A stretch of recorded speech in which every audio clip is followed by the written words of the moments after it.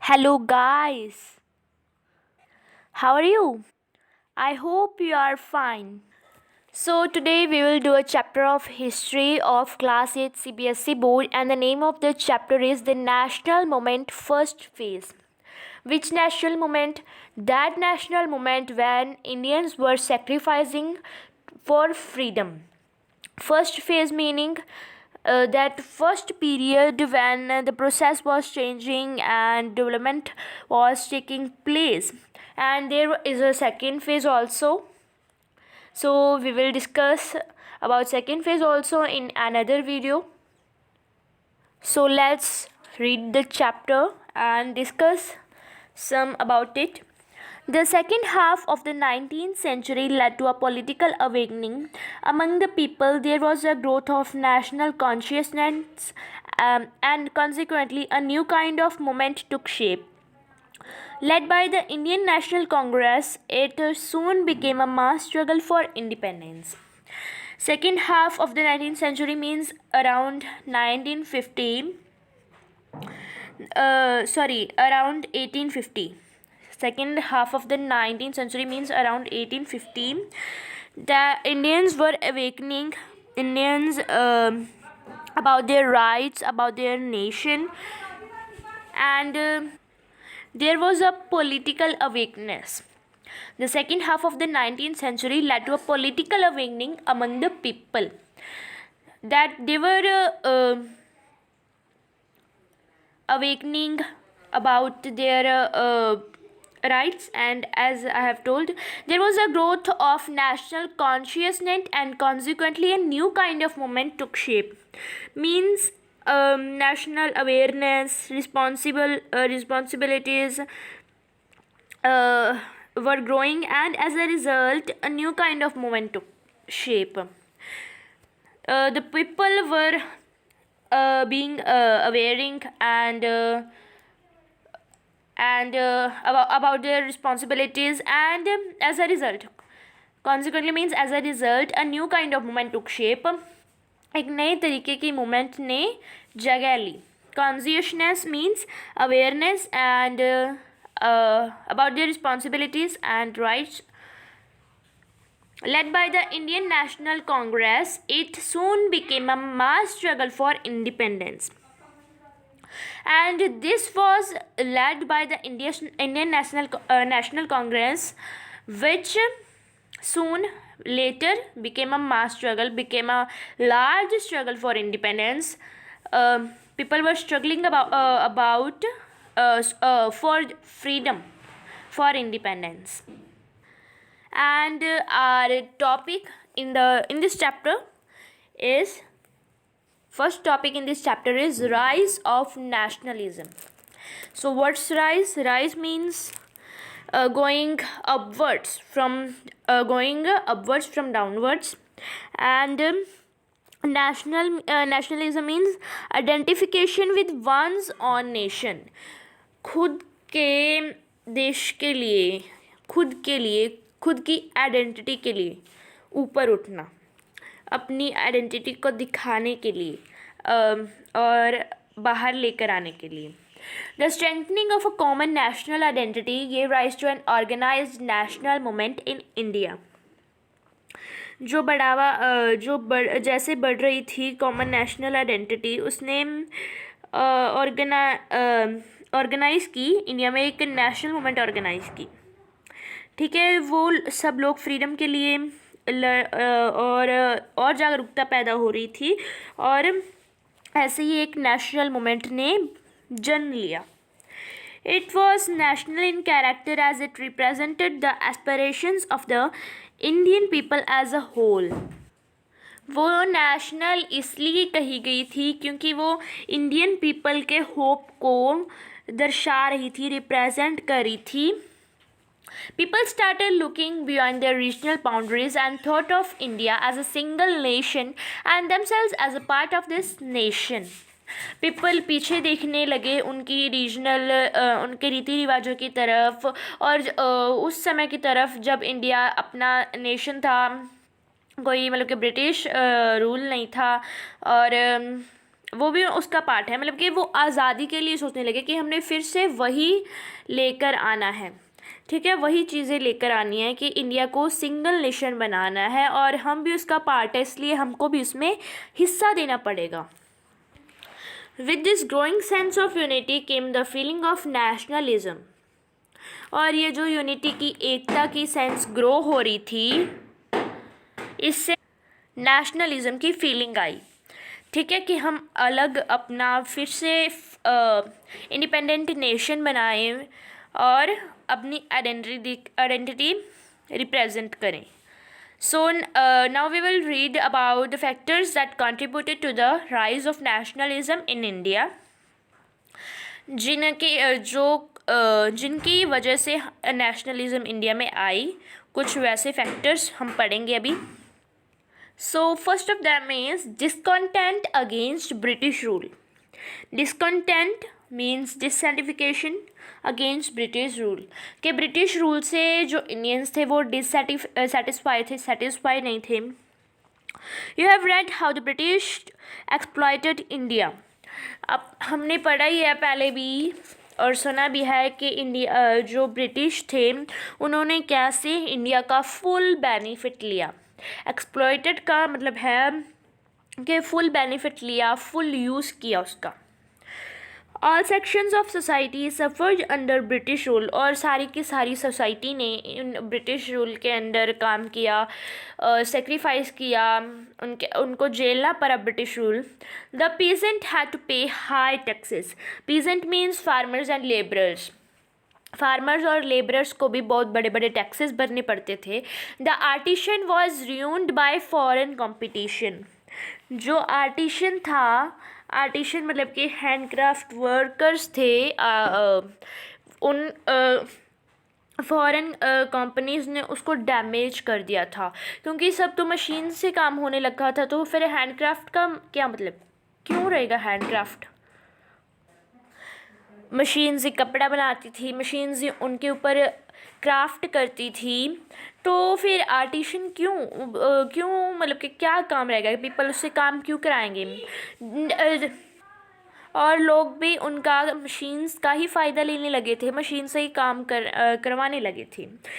The factory worker received very low wages. जो factory worker था, मतलब कि फैक्ट्रीज़ में काम करता था, उसको बहुत ही कम वेग मिलती थी, मतलब कि सैलरी मिलती थी। Wage means salary. The British made no attempt to encourage agriculture and industry. British ने एग्रीकल्चर एंड इंडस्ट्री को बिल्कुल भी बढ़ावा नहीं दिया, ठीक है। They treated India as a source from where raw materials could be obtained cheaply and as a market which could absorb British goods. उन्होंने इंडिया को ऐसे समझ लिया था कि वो वहाँ से बहुत ही कम दाम में रॉ मटेरियल्स लेते थे और जिससे वो चीज़ें बनाकर इंडिया में ही ज़्यादा दाम में बेचते थे। As a market which could absorb British goods, और इंडिया को कैसे ट्रीट किया, जहाँ से वो रॉ मटेरियल्स को बहुत ही कम दाम में ख़रीद सकते हैं और अपनी चीज़ों को वहाँ पे बेच सकते हैं। Employment opportunities for the educated Indians were limited. जो इंडियंस एजुकेटेड थे उनके लिए जो अपॉर्चुनिटीज़ थी, जॉब्स थी, एम्प्लॉयमेंट अपॉर्चुनिटीज़ थी, वो लिमिटेड थी, मतलब कि बस कुछ लिमिट तक थी, जैसे 5 बंदे ही इस जॉब में काम कर सकते हैं इंडियंस, या फिर 10 ऐसे, ठीक है। India was made to pay for the upkeep of the British army and for the wars that Britain fought, ठीक है। इंडिया को ही पे करना पड़ता था जो भी वॉर्स वो लड़ते थे British. Upkeep means good condition. India was made to pay for the good condition of the British army. British army की अच्छी कंडीशन रखने के लिए भी इंडियंस को ही पे करना पड़ता था, और जो भी वार्स वो लड़ते थे उनके जो भी उनका लॉज हुआ उसमें उसको भी इंडियंस को ही पे करना पड़ता था। The study drain of India's wealth increase poverty in India. Study means balanced. जो बैलेंस्ड ड्रेन थी, मतलब कि जो वैल्यूएबल सोर्सेज थे वो लॉस्ट हो रहे थे, मतलब कि बैलेंस्ड ही लिमिटेड ही सोर्सेज रह रहे थे ब्रिटिश, क्योंकि सारे लेकर जा रहे थे बाहर। और frequent famines were an indication of this poverty. और ये जो पावर्टी थी मतलब कि बहुत पुअर हो रहे थे इंडियंस, उसमें उसका साइन क्या थे, उन इंडिकेट क्या कर रहा था, फ्रीक्वेंटली फेमाइन्स मतलब कि जो थोड़े थोड़े समय के बाद जो भी फूड का लैक हो जा रहा था, मतलब कि इंडिया गरीब हो रहा था। और इसका इंडिकेशन था, इसका साइन था कि ये पावर्टी ब्रिटिश की है और कि वो गरीब हो रहा है इंडिया, कि India has to face the lack of food after short intervals. The attitude of superiority adopted by the British was also disliked. जो एटीट्यूड रखते थे वो अपना कि वो अपने आप कि वो हो है, अपना एटीट्यूड रखते थे, सीधा हम कह सकते हैं कि वो इतने सुपीरियर है, इतने अच्छे हैं अभी, इतने अच्छे वो, और वो डिसलाइक करते थे इंडियंस उसको, उनके एटीट्यूड को डिसलाइक करते थे। The British considered themselves a superior race and the Indians as belonging to inferior one. British अपने आप को हायर इन रैंक रखते थे और इंडियंस को लोअर इन रैंक। सुपीरियर मतलब कि higher in rank, inferior lower in rank. ठीक है, the British consider themselves superior race means higher in rank and the Indians as belonging to an inferior one. Certain hospitals and parks were reserved for Europeans, और बहुत सारे hospitals और parks Europeans के लिए reserve किए जाते थे। In trains, some compartments were reserved for the white people and Indians were not allowed to travel in them. कुछ जो थे, कुछ कंपार्टमेंट्स थे, कुछ एरियाज जो थे, कुछ डिविजन्स जो थी, वो सिर्फ और सिर्फ अंग्रेज़ों के लिए, ब्रिटिश के लिए अलग रखी जाती थी, वाइट पीपल के लिए अलग रखी जाती थी। इंडियंस इनमें बैठ नहीं सकते थे, उन्हें वो जो एरिया था ट्रेन में उसमें सफ़र नहीं कर सकती थी। All these factors resulted in growing opposition to British rule. और ये जो सब मतलब कि वो अलग एरियास रखते थे, अपने आप को सुपीरियर समझते थे, बहुत बड़े बड़े टैक्स लगाते थे, फैक्ट्री वर्कर को सैलरी नहीं देते थे और डैमेज कर दिया था आर्टिशन को। ठीक है, और जो भी वो वार्स वगैरह फाउट करते थे, लड़ते थे, उनका सबका पे इंडियंस को करना पड़ता था। वे इंडिया को ऐसी मार्केट समझते थे जहाँ से वो चीपली रॉ मटेरियल्स ले लेते थे और ज़्यादा दाम में अपने गुड्स को बेचते थे। ये सब जो फैक्टर्स हैं, ये इनका रिज़ल्ट मिला कि ब्रिटिश का इतना ओपोजिशन होने लगा, इतने खिलाफ होने लगे लोग ब्रिटिश के। Our next topic is political, administrative and economic unification of the country. Political means related to government, administrative means related to business, and economic means related to economy. ये नेक्स्ट फैक्टर है political, administrative and economic unification of the country. ये भी British के खिलाफ एक factor, मेरे को British के फ्रीडम की तरफ एक और स्टेप है।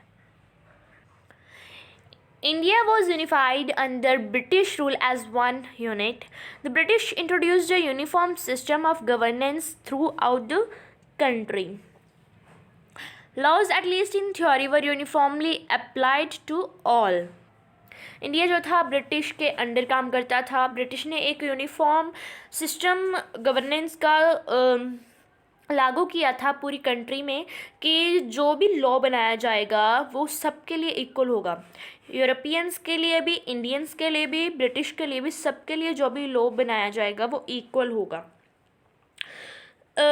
Economic life in India became interlinked. जो इंडिया में इकोनॉमिक लाइफ थी वो एक दूसरे पर डिपेंडेंट हो गई after the introduction of modern industries. जब मॉडर्न इंडस्ट्रीज़ की इंट्रोडक्शन करवाई ब्रिटिश ने इंडियंस से। People from all parts of the country worked in these industries. Country के सभी पार्ट्स से जो लोग थे इन इन इंडस्ट्रीज में काम करते थे. By working and travelling together caste community and regional feeling began to weaken. जब क्योंकि वो सभी धर्म के सभी पूरे कंट्री के सभी लोग जो भी काम करते थे, मतलब कि अलग अलग धर्म से थे ना, वो उससे साथ काम करने से, एक ही यूनिफॉर्म पहनने से, ठीक है, और साथ में ट्रैवल करने से जो केस्ट सिस्टम था और कम्युनिटी सिस्टम था और वो रीजनल फीलिंग्स वगैरह थी वो कमज़ोर होने लगी. A feeling of solidarity and togetherness developed. Unity की फीलिंग, सॉलिडरिटी मीन्स यूनिटी, और टुगेदरनेस की फीलिंग डेवलप होने लगी. The railways telegraph and postal systems the railway telegraph and postal system helped people to come in contact with one another. जो railway system था, telegraph system था या फिर postal system था, लेटर्स वगैरह भेजते रहते थे एक दूसरे को लोग, वो इन सिस्टम से लोग एक दूसरे के और नज़दीक आए और कांटेक्ट में आए. People realised that British rule was responsible for their suffering. और पीपल एक दूसरे से बातचीत करते रहते थे और फिर एक दूसरे से ऐसी बातें करते करते मतलब कि वो उनको रियलाइज़ हुआ कि जो ये सब से जो वो सफ़र कर रहे हैं, मतलब कि वो इतना टाइम काम करते हैं, उनको कम सैलरीज मिलती हैं, ज़्यादा टैक्सेस भरने पड़ते हैं, वो ब्रिटिश के कारण है. This anti British feeling was major factor that contributed to the rise of nationalism. ये जो ब्रिटिश के विरुद्ध फीलिंग आई पीपल में, वो एक मेजर फैक्टर है जिसने कंट्रीब्यूट किया राइज ऑफ नेशनलिज्म के राइज को. ठीक है. And the next factor is spread of modern education. The spread of modern education also helped in the rise of nationalistic feelings. Modern education बढ़ रही थी, मॉडर्न एजुकेशन का spread हो रहा था और ये सब लेड कर रहा था एक नेशनलिस्टिक फीलिंग को. जैसे कि जब कोई एजुकेटेड होता है तो फिर उसको अपनी राइट्स के बारे में पता चलता है, अपनी रिस्पॉन्सिबिलिटीज़ के बारे में, अपनी ड्यूटीज़ के बारे में पता चलता है. ठीक है. The British had introduced modern western education to prepare some Indians to work at low post in the administration. असल में ब्रिटिश ने तो इसलिए मॉडर्न एजुकेशन लेकर आए थे कि हम कुछ इंडियंस को प्रिपेयर करेंगे ताकि वो हमारे अंडर हमारे अंडर लो पोस्ट में काम कर सके, एडमिनिस्ट्रेशन में हमारे बिजनेस में काम कर सके, मगर हम उनको लो पोस्ट में ही रखेंगे. ठीक है. The British also believed that if Indians were exposed to Western thoughts and ideas, they would become supporters of British rule in India. British को ये भी लगा कि अगर हम उनको वेस्टर्न थॉट्स के बारे में बताएंगे, वेस्टर्न आइडियाज़ के बारे में बताएंगे, तो वो हमको सपोर्ट करेंगे, हमारे सपोर्टर बनेंगे. मगर उनको क्या मालूम था कि उनके ऊपर ही सब पड़ जाएगा उल्टा. The British expected that since educated Indians would be dependent on them for employment, they would always remain loyal to them. कि अगर हम इनको एजुकेट भी कर देंगे तो भी ये अपना बिजनेस नहीं चला पाएंगे, तो भी ये हम पर ही डिपेंडेंट रहेंगे जॉब्स के लिए और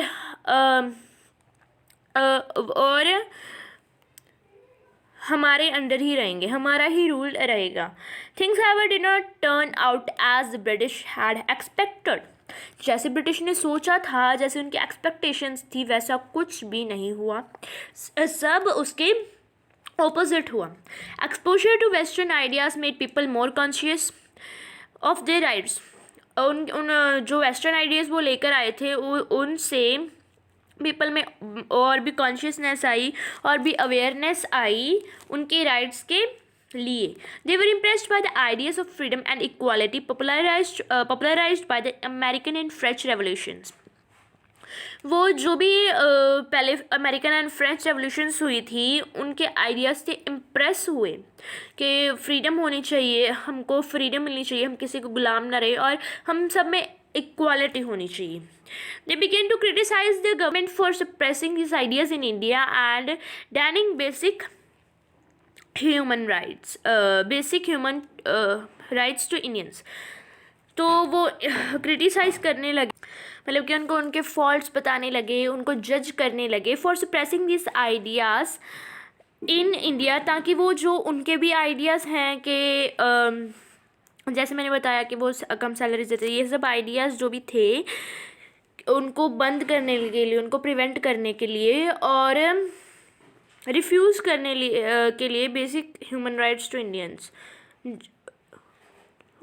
मतलब कि अपनी खुद की राइट्स लेकर आने के लिए, उनके जो भी आइडियाज़ थे उनको मना करने के लिए। The English language acted as a unifying factor, जो इंग्लिश लैंग्वेज था वो एक यूनिफाइंग फैक्टर बन गया कि उससे इजीली पीपल कम्युनिकेट कर पाए, क्योंकि पहले क्या अभी बहुत अलग अलग लैंग्वेजेस हैं इंडिया में और इस अलग अलग लैंग्वेजेस के कारण इंडियंस एक दूसरे से कम्युनिकेट नहीं कर पाते थे, क्योंकि उनको एक दूसरे की समझ नहीं आती थी, ठीक है। और फिर इंग्लिश के कारण ही वो एक दूसरे से कम्युनिकेट कर पाए।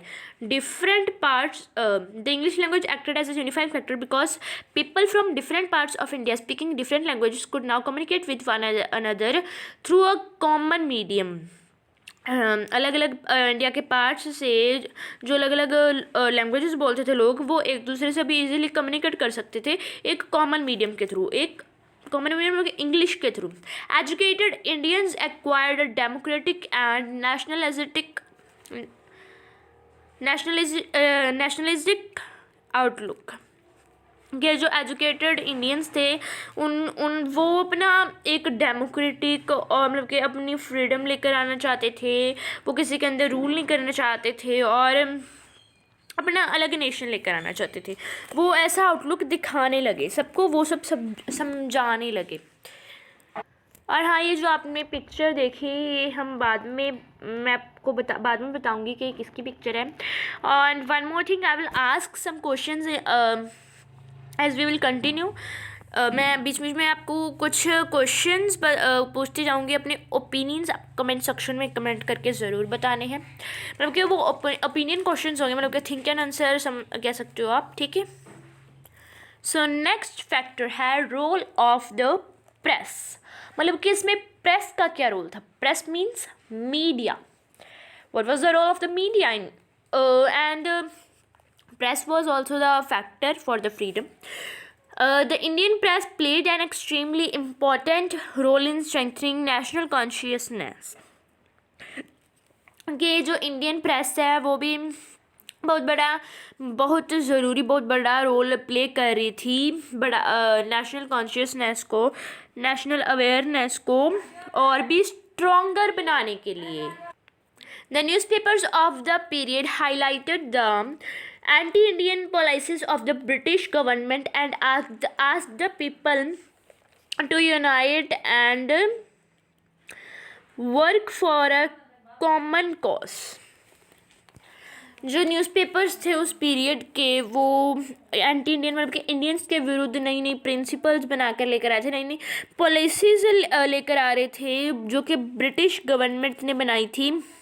और कुछ क्वेश्चंस पूछते थे, मतलब कि कुछ पूछते भी थे इंडियंस से कि वो वापस आए और एक दूसरे के साथ यूनिटी में काम, वो भी कॉमन कॉज के लिए, मतलब कि एक कॉमन रीज़न के लिए। Both the English and the vernacular press became a medium to mobilize public opinion and create a feeling of national bonding.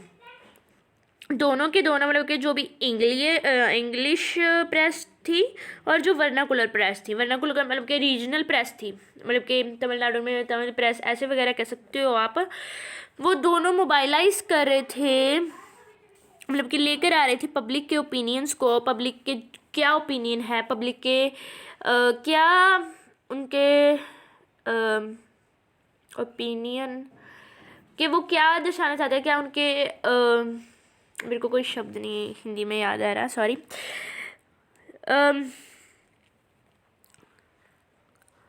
कि वो कैसी और नेशनल बॉन्डिंग बना रहे थे सबके बीच,